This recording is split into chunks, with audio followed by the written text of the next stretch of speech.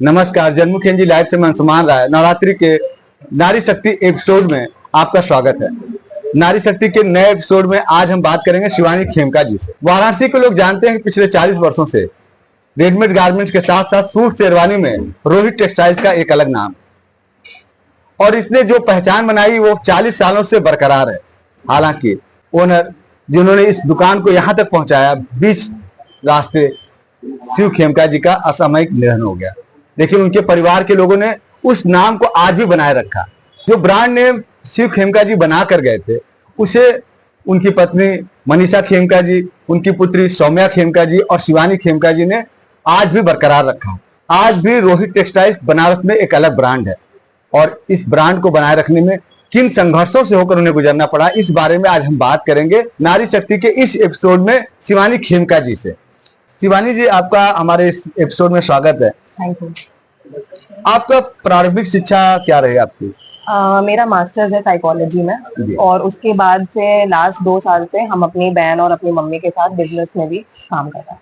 आपने ये साइकोलॉजी की पढ़ाई करने के पीछे क्या रीजन था आपका? मेरा हमेशा से रुचि था साइकोलॉजी में, ह्यूमन बिहेवियर में और मेरी खुद की जर्नी जो स्कूल में रही है, काफी बार ऐसा होता था कि कुछ अगर मानसिक परेशानी होती थी तो इतना पता नहीं होता था, उसके बारे में अवेयरनेस नहीं होती थी। लेकिन जब से साइकोलॉजी पढ़ा तो काफी हेल्प हुई समझने में खुद को, दूसरों को, और बिजनेस में भी काफी हद तक हेल्प करता है कि हम स्टाफ को समझ पाते हैं और अपने कस्टमर की डिमांड, उनकी नीड्स, उनको समझ पाते हैं। कस्टमर सर्विस कैसे इम्प्रूव करनी है, इसके बारे में साइकोलॉजी हेल्प करता है।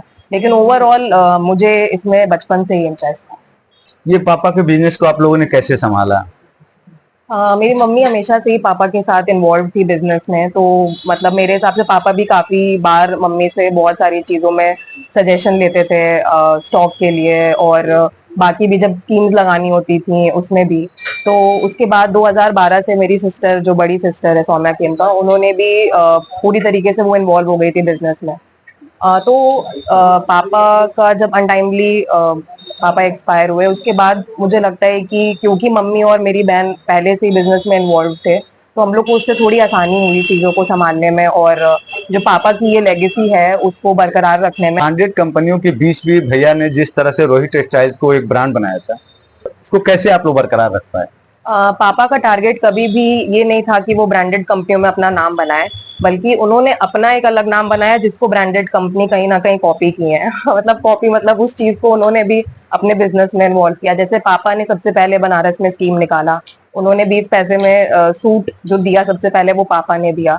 उनका मकसद ये था कि जिनके पास बहुत पैसा है वो तो सूट शेरवानी कहीं से भी लेके पहन सकता है, लेकिन जो एक रिक्शा वाला है, एक ऑटो वाला है, एक जो आम सी जिंदगी जी रहा है, डेली वेजेस पे जिसकी जिंदगी बीतती है, वो भी सूट पहनने का सपना देखता है या एक अच्छी शेरवानी पहनने का सपना देखता है। तो मेरे पापा ने कभी भी उस सेक्टर को टारगेट ही नहीं किया जिनके पास बहुत पैसा है। उन्होंने हमेशा एक मिडिल क्लास फैमिली या उससे भी कम के जो लोग हैं उनको एक सूट पहनाने का सपना देखा और वो पूरा भी किया।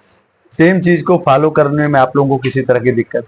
दिक्कत ये होती है कि जो एक आत्मबल होता है इंसान का, वो एक सपोर्ट होता है, वो बहुत बड़ा होता है और कहीं ना कहीं वो इमोशनली हमें ज्यादा इम्पैक्ट किया कि उनके नहीं रहने से एक जो प्रेजेंस होती है, उनकी जो गाइडेंस होती है, वो हम मिस करते हैं। लेकिन उसी के साथ हमें लगता है कि उनको इतना काम करते हुए हमने देखा है, इतना ऑब्जर्व किया है कि उस ऑब्जर्वेशन मात्र से हमने इतना सीखा कि आज कहीं ना कहीं हम उस चीज को सोचते हैं कि हमें उनकी लेगेसी को और बढ़ाना है। मतलब उन्होंने जो किया है, ग्राहकों में एक विश्वास उन्होंने जो बरकरार रखा है, उसे और हमें बढ़ाना है और मेहनत करनी है। और जो उनका नाम है कि पूर्वांचल में इतना आज भी एक नंबर 1 हमारी दुकान है, उसे मेंटेन करना है। तो दिक्कत जरूर हुई कि एक लॉस है वो हमारे लिए, लेकिन कहीं ना कहीं जो उन्होंने हमें सिखाया है वो हमेशा हमारे साथ रहेगा। व्यापार के साथ साथ कुछ सोशल भी आप लोगों की एक्टिविटी?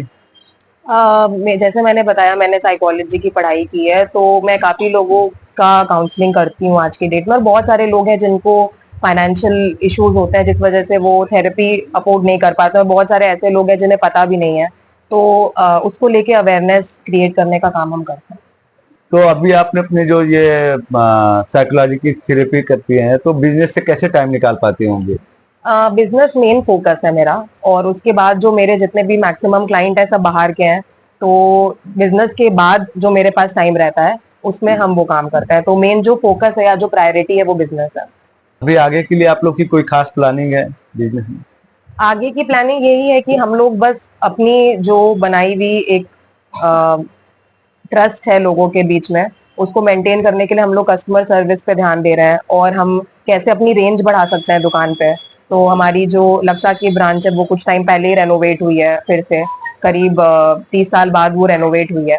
तो उसके बाद से हम अपनी रेंज को बढ़ाने की कोशिश कर रहे हैं। एथनिक में, शेरवानी में 5,000 से लेके 22,000 तक की शेरवानी इंडो वेस्टर्न आपको हमारे पास मिलेगा, डिफरेंट कलर्स में। और जो भी लोग हैं, मिडिल क्लास लोग हैं या उससे कम के भी हैं, वो सारे यहाँ पे आ सकते हैं अपने जब भी शादी का सीजन हो। और जब वो यहाँ आएंगे तो उन्हें सारी चीज मिल जाएगी, चाहे वो सूट हो, जोधपुरी सूट हो, या इंडो वेस्टर्न हो, साफा हो, दुपट्टा हो। तो जब वो यहाँ आएंगे तो एक बार में ही उनका सारा काम, सारी शॉपिंग हो जाएगी। देश में महिला सुरक्षा एक बहुत बड़ा मुद्दा है, इसे लेकर आप लोग क्या सोचते हैं?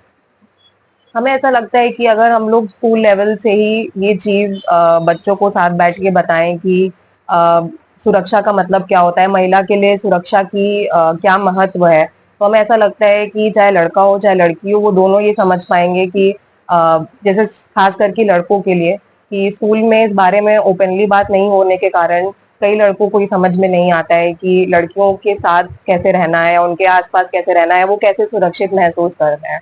तो हमें लगता है बचपन से ही इसका काम शुरू कर देना चाहिए, चाहे घर में चाहे बाहर। खास करके लड़कों को ये पता होना कि एक महिला के लिए वो कैसे सुरक्षित इन्वायरमेंट क्रिएट कर सकते हैं। तो ये एजुकेशन बचपन से ही स्टार्ट हो जानी चाहिए। राजनीति को लेकर आप क्या सोचते हैं? आप लोग का कोई झुकाव राजनीति की ओर होगा? मेरा झुकाव नहीं है राजनीति की तरफ, पर हाँ थोड़ा बहुत मेरी मम्मी का झुकाव है। हम बहुत ज्यादा पॉलिटिक्स में इन्वॉल्व नहीं है। मम्मी अब मेरे हिसाब से लास्ट 2-3 साल से सोशल बहुत एक्टिव हुई हैं, कुछ संस्थाओं से जुड़ी हुई हैं। मारवाड़ी समाज में उनका उठना बैठना बहुत ज्यादा बढ़ गया है, तो वो काफी एक्टिव है। हो सकता है वो चुनाव लड़े, पर मेरा कोई इंटरेस्ट नहीं है। आपको क्या लगता है हमारे समाज में नारी को आज बराबरी का दर्जा हासिल है? देखिए, हमारा समाज आज भी पुरुष प्रधान है, और उसका सबसे बड़ा उदाहरण आप ये देख सकते हैं कि आज भी शादी के बाद एक लड़की को घर छोड़ना होता है, और शादी के बाद जो उसे टाइटल मिलता है वो भी एक हस्बैंड का मिलता है। तो इससे ज्यादा हम किस तरीके से हमारा समाज पुरुष प्रधान है, इसका सबसे बड़ा जो एग्जाम्पल है वो मुझे लगता है कि ये जो शादी के अराउंड सिस्टम है, इससे हमें पता चलता है। और उसके अलावा जो आज के डेट में भी एक्सपेक्टेशन है वो यही है कि अगर एक औरत काम कर रही है तो भी उसको घर का काम संभालना ही है, लेकिन मर्द जो है उसके ऊपर घर से ज्यादा कमाने की जिम्मेदारी है। पर लेकिन आज जो औरत काम कर रही है उसे काम भी देखना है, घर भी संभालना है, अपने बच्चों को भी संभालना है। तो हमें ऐसा लगता है कि कहीं ना कहीं बहुत सारे मायनों में जो जिम्मेदारी है वो औरतों पे ज्यादा है। तो देखा जाए तो उन्हें उस हिसाब से हमें रिस्पेक्ट, उस हिसाब से उनको सपोर्ट और करना चाहिए।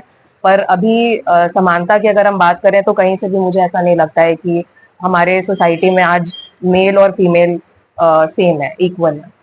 अपने साइकोलॉजी के लिए आप लोगों को थेरेपी भी देती हैं, कारोबार पर भी आप पूरा फोकस रखते हैं, फिर पर्सनल लाइफ के लिए कोई समय निकाल पाती हैं? हाँ बिल्कुल, कहीं ना कहीं साइकोलॉजी पढ़ने का ये फायदा है कि इससे पता चलता है कि खुद के लिए समय निकालना कितना जरूरी है, क्योंकि ऐसे भी औरतों को खुद के लिए समय निकालने में बहुत गिल्ट होता है। ऐसा उनको लगता है कि वो कुछ गुनाह कर रहे हैं।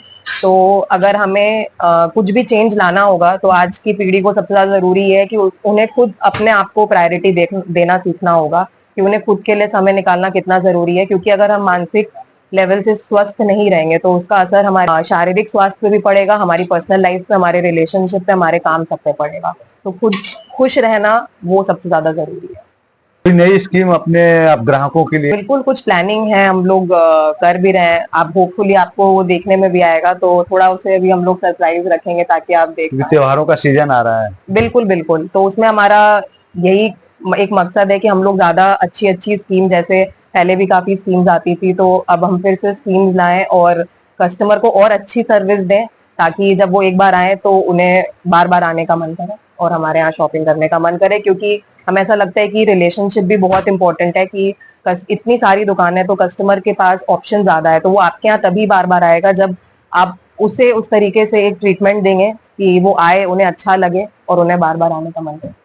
तो भैया आपने देखा हमारे साथ थी शिवानी खेमका जी, किस तरह से इन्होंने अपने पूरे कारोबार को संभाल रखा है, और 4 दशकों से जो एक शॉप बनारस की ब्रांड बन चुकी है रोहित टेक्सटाइल, उसके कारोबार को आगे बढ़ा रही हैं और उसमें नित्य नई चीजें जोड़ रही हैं।